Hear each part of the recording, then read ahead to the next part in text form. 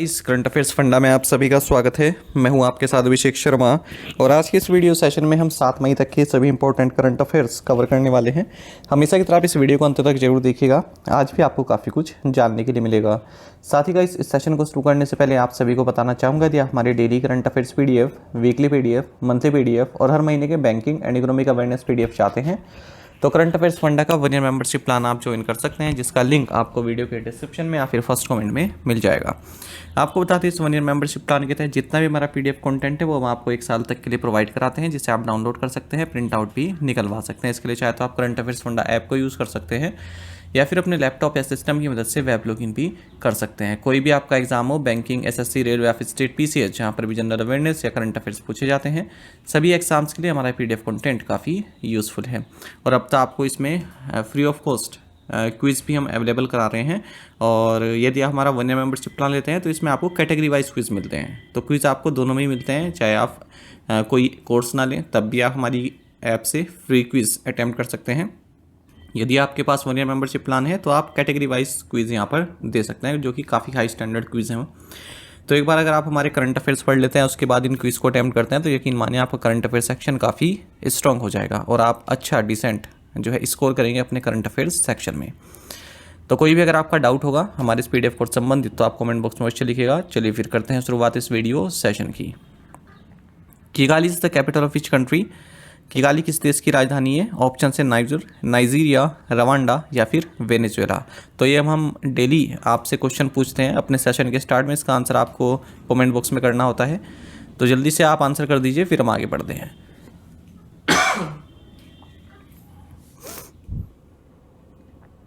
और इसी तरह क्वेश्चन यदि आप प्रैक्टिस करना चाहते हैं तो हमें टेलीग्राम पर जरूर ज्वाइन करें। करंट अफेयर्स फंडा नाम से हमारा टेलीग्राम चैनल है।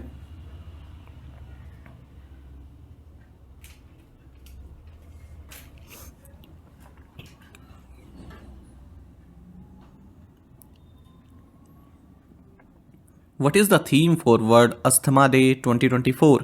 विश्व अस्थमा दिवस 2024 का विषय क्या है? ऑप्शंस आपके सामने हैं। सही आंसर ऑप्शन डी है, अस्थमा एजुकेशन इम्पावर्स। आपको जानना चाहिए कि वर्ल्ड अस्थमा डे ये मई के महीने में जो फर्स्ट ट्यूसडे आता है, पहला मंगलवार आता है, उस दिन ऑब्जर्व किया जाता है। और global initiative for asthma GINA जो है इसको ऑर्गेनाइज करता है। इस बार ये 7 मई को जो है आयोजित किया जा रहा है। आपको बता दें इसका थीम जो रहेगा 2024 में ये है अस्थमा एजुकेशन इम्पावर्स। साथ ही आपको ये भी जानना चाहिए 7 मई को ही वर्ल्ड एथलेटिक्स डे भी मनाया जा रहा है international amateur athletic federation IAAF के द्वारा। Who has been announced as the winner of the 9th edition of the Oxford Bookstore book cover prize? Oxford book store book cover पुरस्कार के 9वें संस्करण के विजेता के रूप में किसे घोषित किया गया? सही आंसर ऑप्शन बी है, भावी मेहता। देखिए डिज़ाइनर भावी मेहता, इन्हें 9th edition of Oxford book store book cover prize का विजेता घोषित किया गया है, क्योंकि इन्होंने जो प्रदीप सेबेस्टियन की बुक है द बुक ब्यूटीफुल, इसको डिज़ाइन किया है। आप इसका कवर पेज भी देख सकते हैं, तो उसको डिज़ाइन किया है और इनको एक ट्रॉफी मिलती है, सर्टिफिकेट मिलता है और 1 लाख रुपीज़ कैश प्राइज़ मिलता है। ये जो अवार्ड है 2022 में इसको इंस्टीट्यूट किया गया था और Oxford book stores and visual arts gallery द्वारा ये दिया जाता है। कोई भी बुक हो जो इंग्लिश लैंग्वेज में लिखी हो तो उसको जो डिज़ाइन किया गया हो, जिसने सबसे अच्छा डिज़ाइन किया हो बुक कवर या फिर और कुछ भी, ठीक है, फ्रंट पेज बैक पेज, तो उनको दिया जाता है।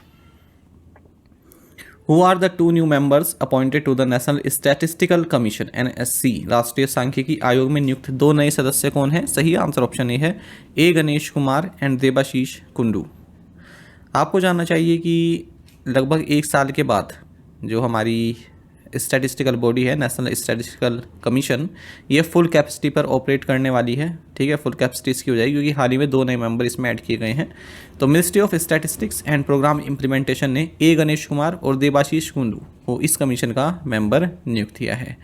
आपको बता दें ये जो नेशनल स्टैटिस्टिकल कमीशन होती है ना, इसमें 5 मेंबर्स होते हैं जो इसका मेन पैनल होता है। चेयरमैन को मिलाकर 5 लोग होते हैं। तो कमीशन के चेयरमैन तो RL करांदीकर हैं और अशीत कुमार संधू और मुकेश मोहनिया ऑलरेडी इसके मेंबर हैं दिसंबर 2022 से। तो 2 मेंबर और ऐड कर दिए गए हैं, तो अपनी फुल स्ट्रेंथ पर पहुंच गया है 5 पर। नेशनल स्टैटिस्टिकल कमीशन की अगर हम बात करते हैं तो 2005 में इसकी स्थापना की गई थी सी रंगाराजन पैनल की रिकमेंडेशन पर। ठीक है, तो जो भी स्टैटिस्टिक्स से संबंधित आंकड़े हैं वो ये गवर्नमेंट ऑफ इंडिया को प्रोवाइड कराती है। Under whose leadership was the UN's यानी कि United Nations first international conference on digital public infrastructure held. Digital public infrastructure पर संयुक्त राष्ट्र का पहला अंतर्राष्ट्रीय सम्मेलन किसके नेतृत्व में आयोजित किया गया? ऑप्शंस आपके सामने है। सही आंसर ऑप्शन ए है इंडिया। आपको जानना चाहिए यूनाइटेड नेशंस का जो first international conference on digital public infrastructure है ये हाल ही में यूनाइटेड नेशंस के हेडक्वार्टर्स न्यूयॉर्क यूनाइटेड स्टेट्स में आयोजित किया गया भारत की लीडरशिप के तहत। ठीक है, और भारत ने इसमें बताया है कि किस तरह से हम टेक्नोलॉजी को यूज करके सस्टेनेबल डेवलपमेंट गोल्स को प्राप्त कर सकते हैं। इसको होस्ट किया गया, इस कॉन्फ्रेंस को होस्ट किया गया permanent mission of India and the ministry of electronics and information technology के द्वारा। इसके साथ मिलकर आई स्प्रीट के साथ मिलकर यानी कि Indian software product industry round table के साथ मिलकर। और इस कॉन्फ्रेंस में भारत ने अपना जो डिजिटल पब्लिक इंफ्रास्ट्रक्चर फ्रेमवर्क है उसको इंट्रोड्यूस किया, साथ ही अपना जो सिटीजन स्टैक इनिशिएटिव है उसको अदर नेशंस के साथ जो है शेयर किया है, उनको एनकरेज किया है कि आप भी इसका हिस्सा बनिए या इस तरह का कुछ डेवलप कीजिए। इंडिया की परमानेंट रिप्रेजेंटेटिव यूनाइटेड नेशंस में रुचिरा काम्बोज हैं। What is the interest rate announced by the reserve bank of India for the floating rate savings bond 2034? Floating rate savings bond 2034 के लिए भारतीय रिजर्व बैंक द्वारा घोषित ब्याज दर क्या है? सही आंसर ऑप्शन सी है 8%।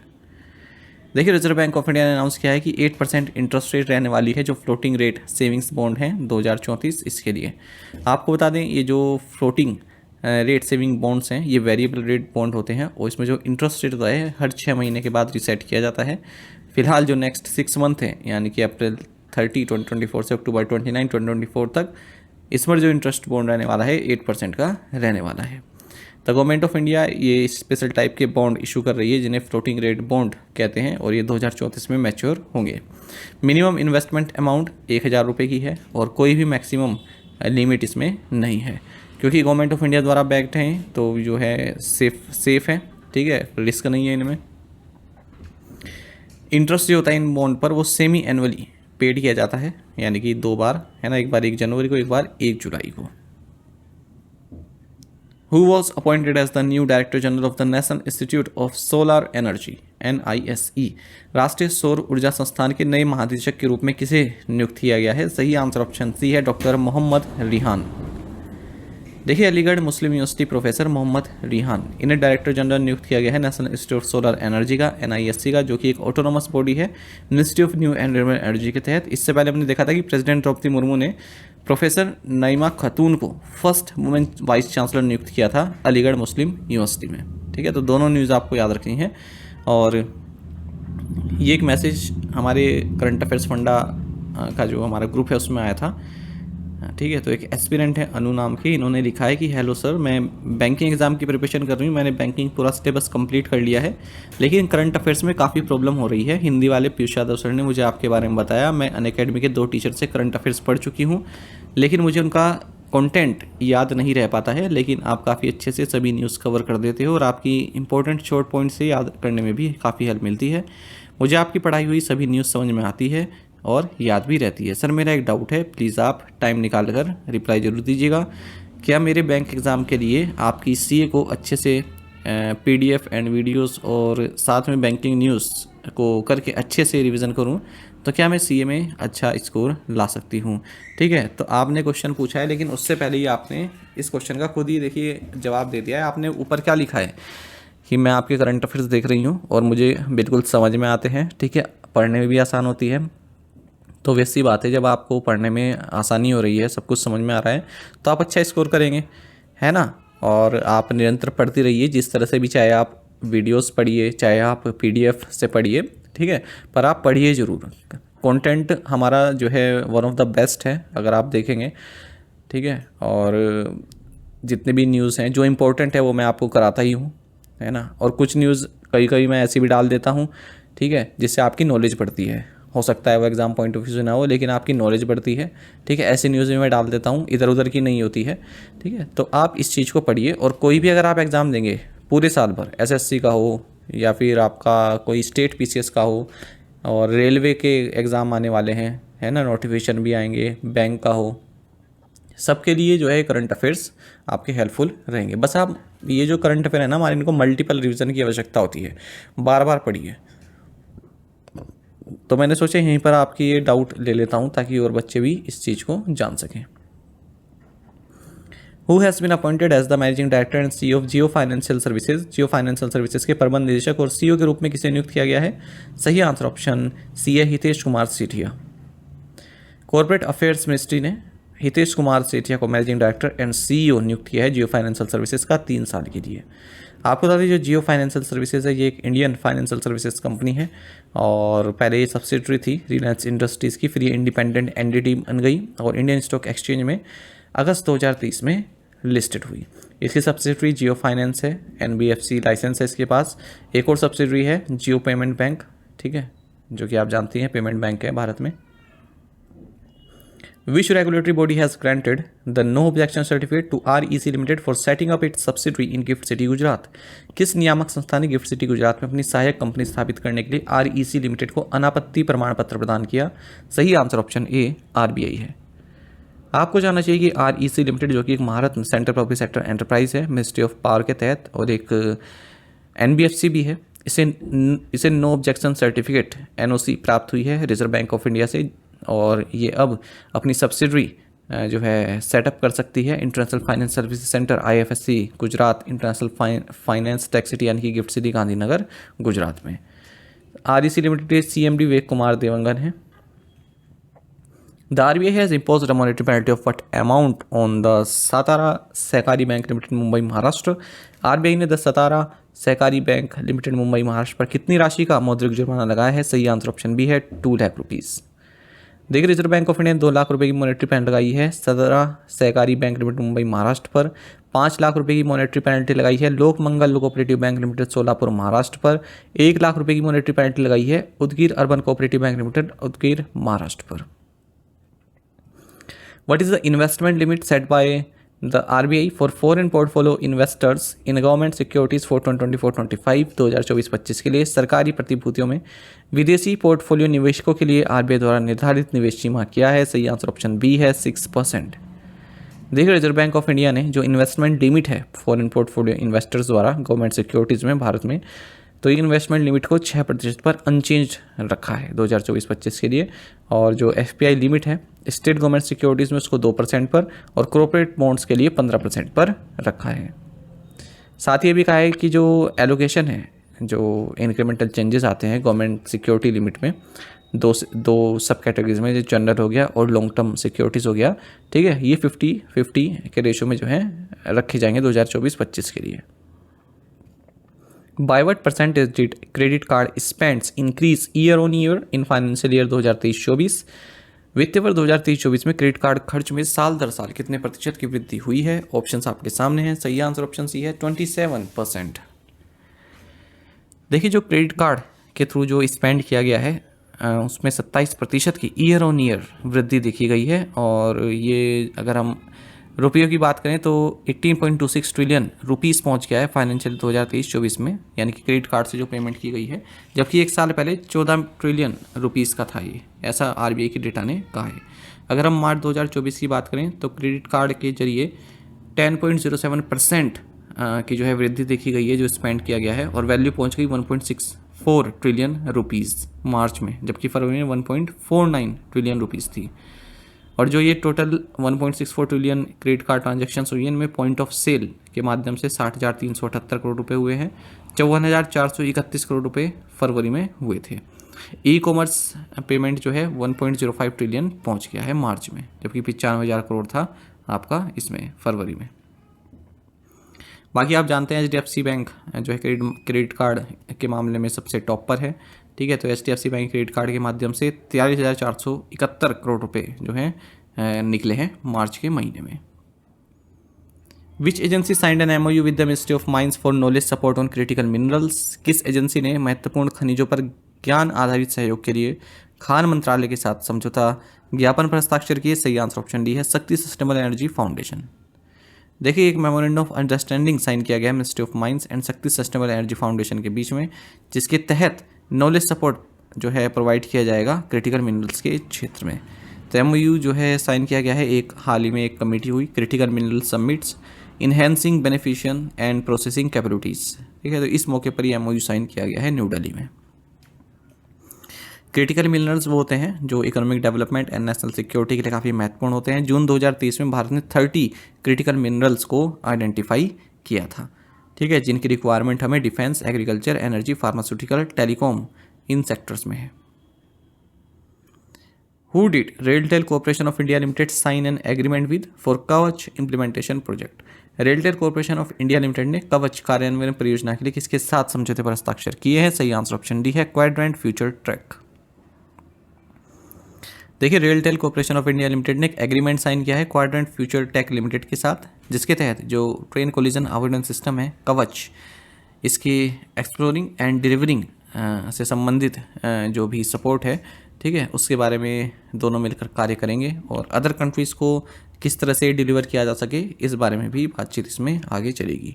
कवच की बात करें, एक इंडिया से developed automatic train protection system है, आप सभी जानते हैं, और धीरे धीरे इसको भारत में जो है इम्प्लीमेंट भी किया जा रहा है ट्रेन्स में। चेयरमैन कम मैनेजिंग डायरेक्टर हैं रेलटेल के Sanjay Kumar. Which organisation release the ageing well in Asia Asian development policy report? किस संगठन ने ageing well in Asia Asian development policy report जारी की? सही आंसर ऑप्शन भी है, एशियन डेवलपमेंट बैंक। देखिए, हाल ही में ageing well in Asia Asian development policy report, इसको प्रिपेयर किया गया है एशियन डेवलपमेंट बैंक के द्वारा, इन्होंने इस रिपोर्ट को रिलीज़ किया है। तो बात किया गया है हेल्थ इंश्योरेंस की। यहाँ पर ये बताया कि जो एशिया पैसिफिक नेशंस की अगर हम बात करें तो उसमें भारत उन कंट्रीज़ में है जहाँ पर health insurance penetration older people के लिए, जो वृद्ध पीपल होते हैं, वो काफ़ी कम है, ठीक है। मतलब जो ओल्डर पीपल हैं वो हेल्थ इंश्योरेंस उनके पास नहीं है किसी भी तरह का, चाहे सरकारी हो या फिर प्राइवेट हो। जब बगल की इस मामले में साउथ कोरिया और थाईलैंड, ठीक है, ये टॉप पर हैं, जबकि इंडिया में केवल 21% जो ओल्डर पीपल हैं वही जो है हेल्थ इंश्योरेंस प्राप्त कर पाए हैं। तो काफ़ी लो पेनिट्रेशन है। इसमें भी बताया कि जो एजिंग पॉपुलेशन है एशिया और पैसिफिक में, ये डबल हो जाएगी 2050 तक और 1.2 बिलियन पहुंच जाएगी, या फिर 25.2% of the regional population from 13.5% इन 2022। बाकी आपको बताइए, हाल ही में जो है जो IRDAI है इसने लिमिट हटा दी है, जो हेल्थ इंश्योरेंस होता है उसकी मैक्सिमम एज लिमिट हटा दी है, ठीक है। तो उससे जो है पेनिट्रेशन अब बढ़ेगा। What type of license has FI secured from the reserve bank of India? FI ने भारतीय रिजर्व बैंक से किस प्रकार का लाइसेंस प्राप्त किया? सही आंसर ऑप्शन ए है, NBFC लाइसेंस। देखिए, Bengaluru based new banking startup FI, इसे non banking finance company NBFC licence प्राप्त हुआ है रिजर्व बैंक ऑफ इंडिया से, और अब ये अपनी ओर से ही जो है लोन प्रोवाइड करा सकती है। इसी के साथ FI ने जो है जैसे जुपिटर, ग्रो, क्रेड, इस तरह की एजेंसीज को भी ज्वाइन कर लिया है, जो कि इस तरह की बिजनेस में अब आ चुके हैं। तो NBFC लाइसेंस अब इनके पास मिल गया है, तो ये अब लोन ऑफर कर सकते हैं अपनी ओर से, क्योंकि जब तक इनके पास NBFC लाइसेंस नहीं था, ठीक है, तब तक ये इंटरमीडिएट की तरह जो है कार्य कर रही थी, यानी कि बोरोवर्स को बैंक्स के साथ कनेक्ट करती थी या फिर NBFCs के साथ कनेक्ट करती थी, अपनी ओर से अपनी लोन बुक से जो है पैसा नहीं दे पा रही थी। तो अब NBFC का लाइसेंस मिल गया है, अब अपनी ओर से ये पैसा दे सकते हैं। प्रीवियस असाइनमेंट क्वेश्चंस के आंसर देखेंगे। India Rashmi Kumari plays which sport? Carrom. Who won Miss Universe Buenos Aires 2024? Alessandra Marisa Rodriguez. Indian government will train 1,500 civil servants of which country in next 5 years? Bangladesh. Which chemical compound was found in samples of MDH and Everest spice mixes by Singapore and Hong Kong? Answer is ethylene oxide, C2H4O. Which mutual fund company has launched the Nifty Alpha Low Volatility 30 Index Fund? Answer is Edelweiss asset management. आप में से कई students ने बिल्कुल सही answer किया है, इसी तरह से पार्टिसिपेट करते रहिए। चलिए आज के असाइनमेंट क्वेश्चन देखते हैं। In which part of India does the Lidder river flow? When did GST revenues in India cross the 2 lakh crore mark? Antonio Lopez Habas is the head coach of which football club? The upper Krishna project is a project to provide irrigation to the drought prone areas of which state? The union territories of Daman and Diu and Dadra and Nagar Haveli were separate till parliament past legislation and merge them, this happened in which year? तो इन 5 questions के answer आपको comment box में देने हैं। यदि आपको एक question का आंसर भी आता है तो भी आप हमें कमेंट बॉक्स में अवश्य बताइएगा। ज़्यादा से ज़्यादा संख्या में पार्टिसिपेट करने की कोशिश किया कीजिए, यही आप लोगों से रिक्वेस्ट मेरी रहती है।